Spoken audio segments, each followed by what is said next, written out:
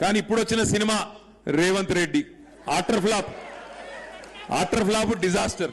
కాకపోతే తేడా ఏమంటే ఒక సినిమా ఫెయిల్ అయితేనేమో ప్రొడ్యూసర్కి నష్టం వస్తుంది, కానీ ఈ సినిమా ఈ రేవంత్ రెడ్డి అనే సినిమా వల్ల 4 కోట్ల తెలంగాణ ప్రజలకు నష్టం వస్తున్నది. అది బాధ. ఏం మాట్లాడుతున్నావు కేటీఆర్ గారు? మీకు ప్రజల జీవితాలు ఇవన్నీ సినిమాల మాదిరి కనపడుతున్నాయా? మీ 10 సంవత్సరాల పాలన బ్లాక్ బస్టర్ అనుకుంటున్నావా? ఏంది?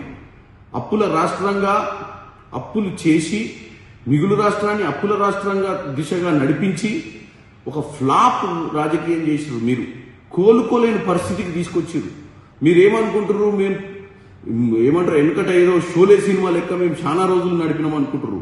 నువ్వు షోలే సినిమా నడపలే, హౌలాగాన్ సినిమా నడిపినావు. నడిపి మొత్తం ఏం చేసిర్రు? రాష్ట్రాన్ని దోసుకొని దాచుకుర్రు మీరు.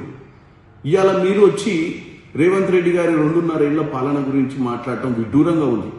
మీరు కన్స్ట్రక్టివ్గా మాట్లాడే ప్రయత్నం చేయకుండా కేవలం రాజకీయాలే చేయాలనుకోకండి. మీరు 10 ఏళ్ళ అధికారంలో ఏమాత్రం మీకు చిత్తశుద్ధి లేదా? ప్రజల అవసరాల మీద, ప్రజల కోసం ఏం చెయ్యాలని ఇంట్రెస్ట్ లేదా మీకు?